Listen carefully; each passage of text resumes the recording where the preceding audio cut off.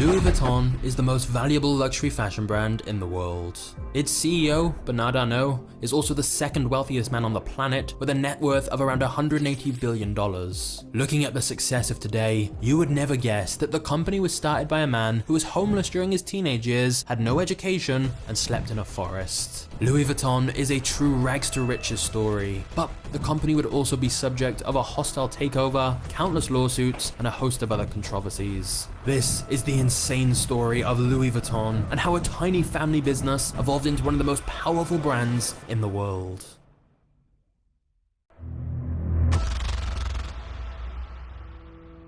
Louis Vuitton was born in 1821 and grew up working on his family farm in France in a small village called Ancaille in the middle of nowhere. They had no electricity and no running water. Louis' father Xavier was a miller and farmer, whilst his mother Corinne made hats to help make some extra cash. There are no records showing that Louis ever received an education. The nearest school was in a village 6 miles away, and it's believed he worked full-time on the family farm without learning how to read or write. Louis would have been working in the fields every day from dusk till dawn, just to make enough food to help feed his family. Needless to say, the Vuittons were struggling financially, and young Louis was born into a situation that should have doomed him from ever having a bright future. And then, things got much worse. Louis' mother died when he was just 10 years old, and his father quickly remarried another woman. But Louis' new stepmother was incredibly controlling and manipulative towards him, and he constantly got into fights with her. And so, when he was just 13 years old, he ran away from home with plans to go to Paris. He slipped out in the middle of the night without even saying goodbye. There was just one problem. Paris was 225 miles away, and Louis had no money or food, so he was forced to walk along dirt roads. Most nights, he slept in the woods with an empty stomach and just a cloak to keep him warm. Every time he ran into a new village, he would do odd jobs in exchange for food or coins. However,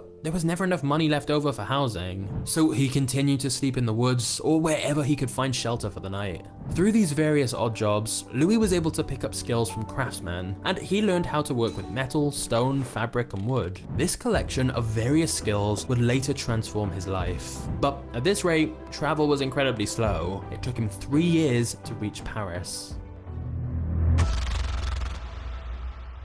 Not long after he arrived in Paris, Louis was able to work as an apprentice boxmaker and packer. Boxmakers would make custom-sized boxes for clients, as well as pack and unpack them whenever a client was about to go on a trip. This job allowed him to meet many people from the upper class who were looking for custom-made luggage for their travels. And Louis worked here for several years, learning the craft and working as hard as he could. In fact, in 1851, the Empress of France ended up being a customer and took notice of his fine craftsmanship.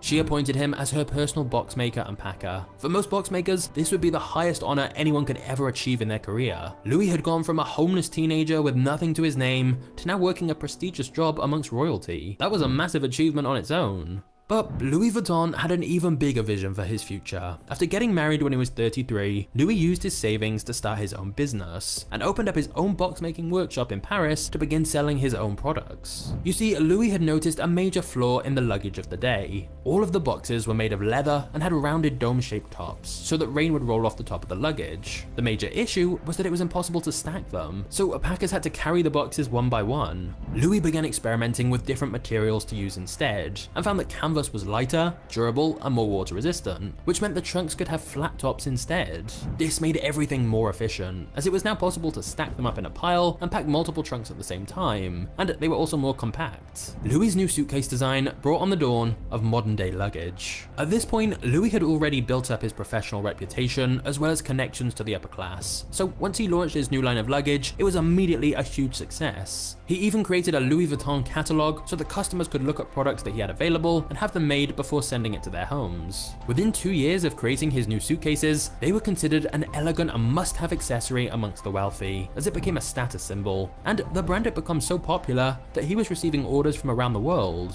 He even began receiving orders from royals as far away as Egypt. In 1859, Louis made enough profit to hire a team of craftsmen to help fulfill his orders. He opened a new workshop outside of Paris where he hired 20 employees. Around that time, more and more people were beginning to travel by train and boat, so the number of his potential customers increased exponentially. Traveling was no longer a hobby exclusive to the rich. People from all walks of life were now in need of high-quality luggage. It would seem as though Louis had made it and would go on to succeed for the rest of his life. Unfortunately, that was not the case. France was heading to war, and tragedy was about to strike once again for Louis Vuitton. Before we get to the next chapter, I have a question for you. Have you heard about the sneaker company Vessi? Now here's the thing, if you get caught in the rain wearing sneakers normally, your shoes can get ruined and your feet are gonna get soaked. But today's video sponsor Vessi has the solution, with their 100% waterproof sneakers that will keep your feet dry no matter what the weather. I've been wearing my own pair of Vessis for a little while now, and they're actually really comfortable. I've also found them useful for travel as they're so lightweight. But the best part is they're made from Dymatex, which is a dual climate material which will keep you cool in summer and warm in colder weather. So it's a great investment as you can wear the shoes all year round. Plus, if you use the link in the description and enter code MAGNATES, you'll get $25 off your pair of Vessi shoes. So if you want a comfortable, stylish sneaker you can wear in all seasons, check out Vessi today by clicking the top link in the description below. That's vessi.com/magnates with the promo code MAGNATES to get your discount today. And after you've done that, let's get back to our story. AI is changing the game for app development. Firebase is here to help. Easily build AI-powered experiences into your web and mobile apps with speed and safety. Then launch, monitor, and iterate with AI.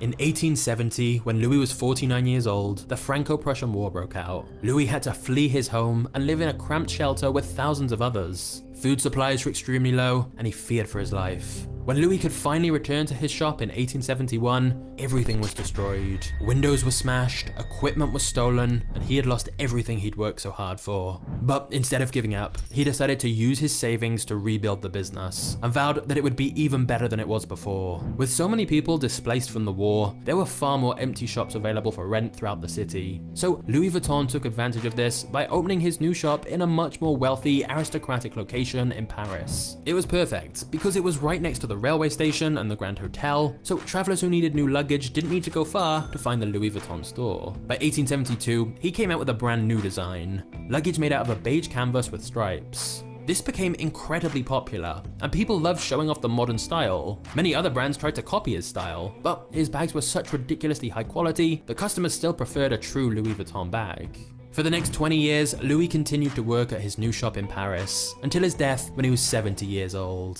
But his legacy was able to live on through his son Georges, who took over the family business. Georges sought out to expand the brand globally, such as opening a popular store in London. At this point, Louis Vuitton luggage was so popular that many other box makers were beginning to make counterfeits. So in 1896, Georges Vuitton brought out the now iconic LV monogram to make it harder to copy. The LV were his father's initials, in honor of the man who started the brand. But he also came up with the idea of adding a revolutionary new lock on the trunks that would make it impossible for thieves to pick them. By the year 1900, the company had 100 employees and it continued to grow year after year. All of the employees were trained for a very long time in order to become expert box makers. Even to this day, Louis Vuitton employees train for 18 months to 2 years before they're trusted to make one of the products on their own. The company also began to expand into a whole new line of products because of another fashion icon, Coco Chanel. In 1925, she commissioned a small dome-shaped handbag.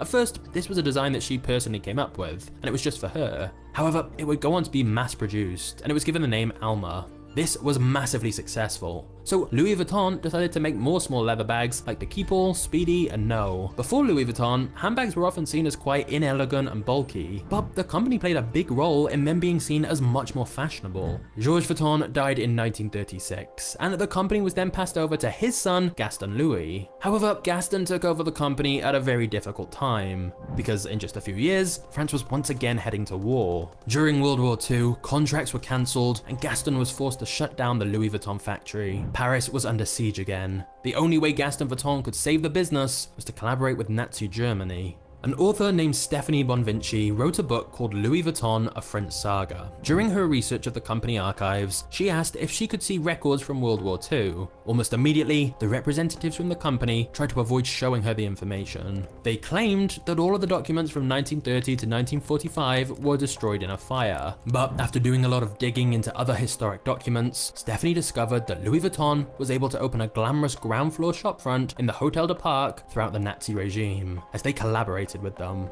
Meanwhile, several other brands were forced to shut down because they refused to cooperate with the Nazis. Clearly, the company was ashamed of this part of their history. But they would argue Gaston did what he needed to do in order for the company to survive. Other fashion designers like Coco Chanel also collaborated with the Nazis in order to make sure her business in Paris was not destroyed. If it were not for their choice to work with the enemy, their brands likely would no longer be around today. When Gaston passed away in 1970, his son-in-law Henri Racamire took over managing the Louis Vuitton brand. So we're now onto the 4th generation. But unlike his ancestors, Henri already had a lot of business experience from a company he'd run before. So when he took over Louis Vuitton, he was able to elevate the brand to a whole new level. Henri began making major changes to the Louis Vuitton brand in order to grow it from a family-owned company to the massive corporation that it is today. He switched Louis Vuitton's business model from wholesale to retail. By 1978, he'd expanded Louis Vuitton into many other countries, including Japan. And over the course of 6 years, and accounting for modern inflation, sales went from $20 million to $260 million. And so, in 1984, Henri decided to take the company public, and Louis Vuitton sold out the 1 million shares valued at $63.63 each. Henri took this momentum and influx of cash and began opening more stores all across the globe. By 1987, Louis Vuitton reached $1 billion in sales. It was far beyond what young Louis could have ever dreamed of when he first opened his first store in Paris. Henri also decided that the company should combine with Moet Hennessy, a luxury drinks company which produced champagne and cognac. And together, they formed a new luxury conglomerate called LVMH. In theory, by joining together, it would allow them to pool resources and expand even faster. Unfortunately, after the merger, Henri didn't end up getting along well with the president of Moet Hennessy, so Henri asked a successful property developer he knew, named Bernard Arnault, to help him manage the situation. Unfortunately, inviting him in as an investor would backfire in a huge way. Bernard secretly bought 43% of the shares of Louis Vuitton, and got support from the Moet and Hennessy families to gain more power in LVMH. Henri felt he'd been betrayed by the man he'd brought in to help him, and so took Bernard to court, demanding that he should no longer have the majority stake in Louis Vuitton. But the courts ultimately sided with Bernard. Henri was so angry about being backstabbed by his friend that he decided to quit working for Louis Vuitton completely. Now, for the first time in nearly 100 years, no one from the Vuitton family was involved with the brand. After all of this drama of Bernard's hostile takeover, sales of Louis Vuitton began to crash. Journalists were no longer covering the brand, and for a while, it looked as though the company might fail. However, Bernard knew how to turn the fortune of the company around. Louis Vuitton was able to make a comeback when it began to collaborate with several fashion designers during its 100th anniversary collection. Big names like Vivienne Westwood and Isaac Mizrahi all created their own take on the iconic LV monogram logo. They created products that customers had never seen before, and people were once again trying to get their hands on a Louis Vuitton bag. Ultimately, Bernard's investment in Louis Vuitton paid off in a massive way. He is now the CEO of LVMH, and in 2021, Forbes officially dubbed him the richest man in the world with a net worth of over $180 billion.